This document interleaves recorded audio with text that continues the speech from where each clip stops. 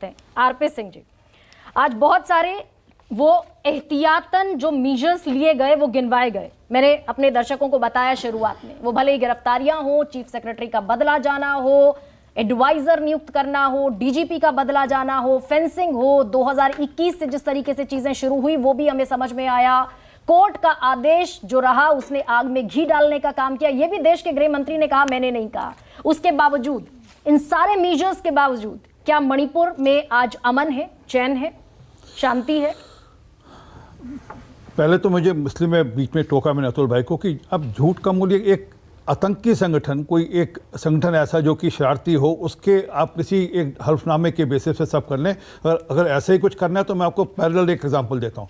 Jagdish Tytler का video है, sting operation, जिसमें उसने कहा कि मैं राजीव गांधी के साथ दिल्ली की सड़कें नाप रहा था जब दिल्ली में दंगे हो रहे थे। तो मैं क्या मानूं, टाइटलर को मानूं या राजीव गांधी को मानूं, किसको मानूं? नहीं, इन्होंने कहा, इसलिए मुझे अतुल लौंडे पाटिल ने जो कहा, अतुल लौंडे 2014 से वो केंद्र की सत्ता में नहीं है। आरपी सिंह जी, 2014 से वो केंद्र की सत्ता में नहीं है और बहुत सारे राज्यों की सत्ता से भी उन्हें बेदखल कर दिया गया था। इसीलिए मैंने बड़ा प्रिसाइज सवाल आपसे पूछा, इतने सारे मीजर्स के बावजूद क्या मणिपुर में आज अमन और शांति है? क्या अगर जितनी फोर्सेस वहां पर हैं, सीआरपीएफ है, गृह मंत्री ने कहा, बीएसएफ है, सेना है, मणिपुर पुलिस है और आसाम राइफल्स है, सब अगर हटा लिए जाएं तो क्या वहां हिंसा नहीं होगी? आरपी सिंह आज इस पैनल पर क्या ये आश्वासन दे पाएंगे? मुझे आपने टोक दिया, वो बात इसलिए जरूरी थी कि वो बेमतलब की बेतुकी बात करते हैं और फिर निकल जाते हैं, इसलिए मैंने कहा। और अगर उनकी बात, मुझे माफ़ी चाहता हूँ, मुझे जरूरी है करना।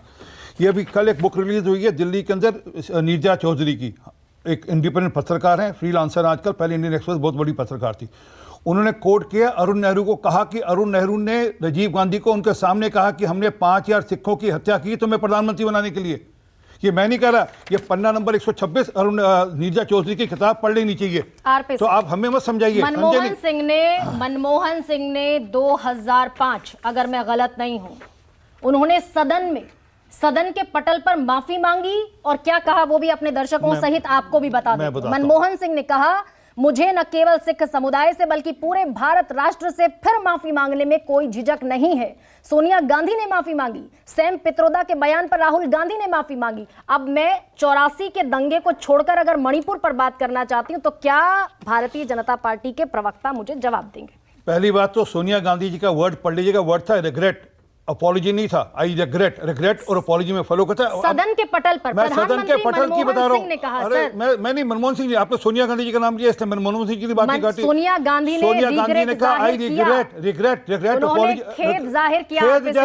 5000 सिख मारकर, जो ये मेरे पास रिकॉर्ड है, ऑन रिकॉर्ड है। मिसकोट नहीं सर, मैं मिसकोट, अरे मैं तो कह रहा हूं रिग्रेट, आपने ठीक कर दिया ना वो जाहिर किया। अपॉलॉजी ना, खेद किस बात का? 5000 सिख मार दो, ये बगल में रही विधवा कॉलोनी, देश में नहीं दुनिया में अकेली एक विधवा कॉलोनी है, अकेली।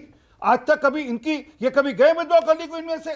कभी जाकर आंसू पहुंचे, सतनामी बाई के आंसू पहुंचे, जिसके साथ 27 बार रेप हुआ था। एक मिनट सुनिए सुकेश भाई, मेरा मन मुखलता है। 27 बार रेप हुआ, पति मार दिया, बेटा मार दिया, पिता मार दिया, और इनमें से एक नहीं गया वहां पे आज तक। ये बातें करते हैं, 84 का रेपिटेशन करते हैं, सिर्फ अपने वो पॉलिटिकल एजेंडा के चलते सब कुछ करते हैं। ठीक नहीं है, ये झूठ बोलना, मैं इसलिए मुझे कहना पड़ा क्योंकि उन्होंने झूठ बोला तो लौंडे ने। क्या 84 का रेपिटेशन 2023 में आप होते देखना चाहते हैं? नहीं होगा, कैसे होगा रेपिटेशन? वहां पे सरकार, वहां तब के देश के प्रधानमंत्री लिप्त थे, वो करा रहे थे। यहाँ पर गृह मंत्री उसको रोकने के अंदर पूरी चेष्टा करें। उन्होंने सदन के अंदर सारी बातें बताई कि किस प्रकार कोशिश करें, और आपकी बात का जवाब देते हुए लगातार वहां पर हत्याएं कम हो रही हैं। हर महीने हत्याओं का जो आंकड़ा है वो कम हुआ। मई में 107 था, शुरू में ज्यादा, उसमें से 3, 4, 5 तीन दिन में 68 हत्याएं हुई। उसके जून के अंदर 30 हत्याएं हुई, जुलाई में 15, अभी अब तक 8 हत्याएं हुई। और कोशिश है कि ये बिल्कुल जीरो हो, क्योंकि और वहां पर जिस प्रकार की बफर जोन बनाई गई है,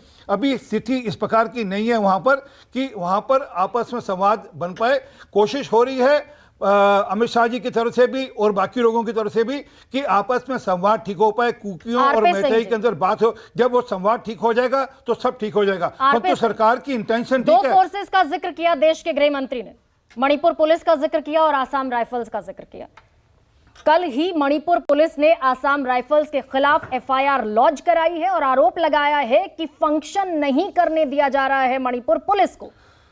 उसका उत्तर भी सुना आपने, उसके बाद क्या किया? उसके बाद तुरंत बदल दी गई, वहां पर सीआरपीएफ भेज दिया गया, सीआरपीएफ को भेज दिया गया। तो ये नहीं है कि सरकार सो रही है, सरकार चिंता नहीं करी। कुछ अगर जमीन पे एक्शन हो रहा है उसके ऊपर तुरंत रिएक्ट कर उसकी चिंता भी सरकार करी है। परंतु एक बात जो मैं मूल कहना चाहता हूं, वहां जाकर जख्म खरीदने की जगह अगर ये जो जितनी आज बहस, ये जो आपस में खींचातानी की जगह अगर आपस में एक अच्छा मैसेज देने का, जो अभी मुझे पता नहीं हुआ क्या सदन के अंदर, अमित शाह जी ने कहा कि सारा सदन एक साथ मिलकर एक मैसेज दे, हम शांति बहाल करना चाहते हैं।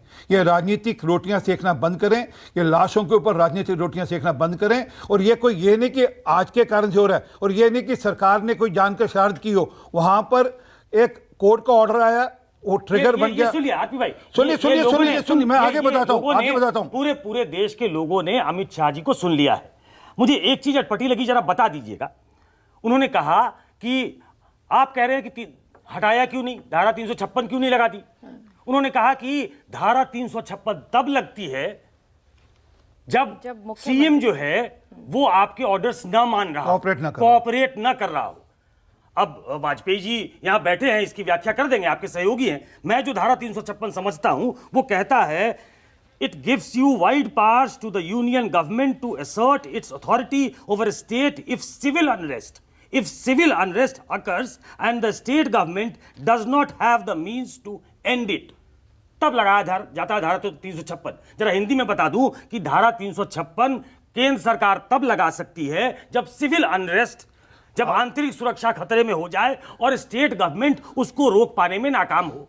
ये तो फिट केस था। ये कौन सा लॉजिक दिया जा रहा है कि हमने डीजीपी बदल दिया, हमने चीफ सेक्रेटरी बदल दिया और हमने अपील कर दी हिंसा की कि ना करिए हिंसा जो आज की है, और पीएम रात में उनसे रिपोर्ट ले रहे हैं, इसलिए धारा 356 नहीं लगेगी। ये नहीं बोला, ये आप उनके मुंह पे शब्द आने, ये नहीं बोला मैंने जो उन्होंने कहा वो बता दिया। नहीं, ये नहीं बोला उन्होंने कि पीएम बात करने से धारा 356 इसलिए लगाएगी कि वहां का जो मुख्यमंत्री, आप मेरा मूल सवाल समझ चुके हैं, उसी को बता दीजिए। बता दीजिए। धारा 356 इसलिए लगाई कि वहां का जो पूरा प्रशासन है वो सेंटर के दिशा निर्देश के अनुसार से ठीक काम कर रहा है, और जितना जरूरत है उतना जितना एनफोर्समेंट चाहिए वहां पर एनफोर्समेंट, उससे ज्यादा जरूरत तो धारा 356 की बंगाल के अंदर है। एक मिनट रुकिए, उससे ज्यादा तो जरूरत 356 की बंगाल के अंदर है। बंगाल में मत जाइए,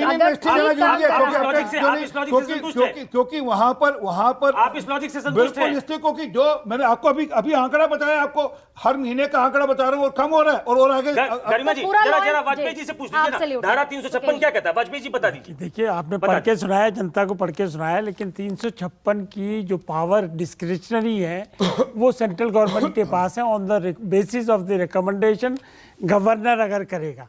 अगर सेंट्रल गवर्नमेंट ये समझती है कि अभी सिचुएशन सिविल वार की नहीं है या सिविल अनरेस्ट की नहीं है या वो कंट्रोल कर सकते हैं, तो क्यों लगाएंगे?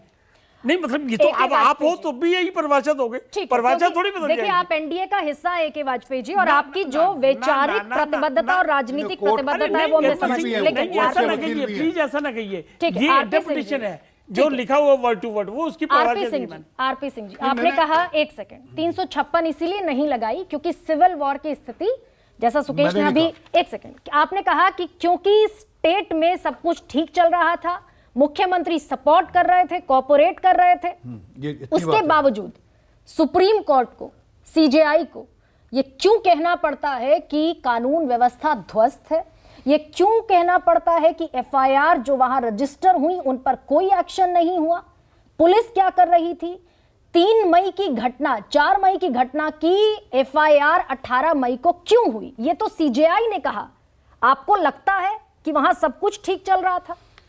देखिए, जब नीचे आपस में दो ट्राइब्स आपस में, दो गुट आपस में लड़ रहे हों, झगड़ रहे हों, उस समय पहली स्थिति क्या होती है कि उस समय किस प्रकार हम वहां पर किसी प्रकार से कुछ लॉ एंड ऑर्डर ला सकते हैं, तो उसकी कोशिश होती है। ये एफआईआर दर्ज करना सब रिकॉर्ड पे आ जाता है, और ये सब दर्ज हो रही है, और सबके सब लगभग 6000 से ऊपर एफआईआर दर्ज है, और सब पे कार्रवाई भी हो रही है। और सुप्रीम कोर्ट जहां सबकी और उंगली उठाता है, एक उंगली सुप्रीम कोर्ट की प्रक्रिया के ऊपर भी उठ रही है, वो हाई कोर्ट का ऑर्डर है। सर, मैं एक और बात बता देती हूं। आपने कहा कि एफआईआर लॉन्च हुई, सब पर कार्रवाई हुई, लेकिन रिपोर्ट ये कहती है कि 0 एफआईआरस, जो विक्टिम को ये अधिकार देती है कि उसे किसी स्पेसिफिक पुलिस स्टेशन तक न जाना पड़े, तो जहां जिस पुलिस स्टेशन के नजदीक वो है वहां पर 0 FIR दर्ज करा दे।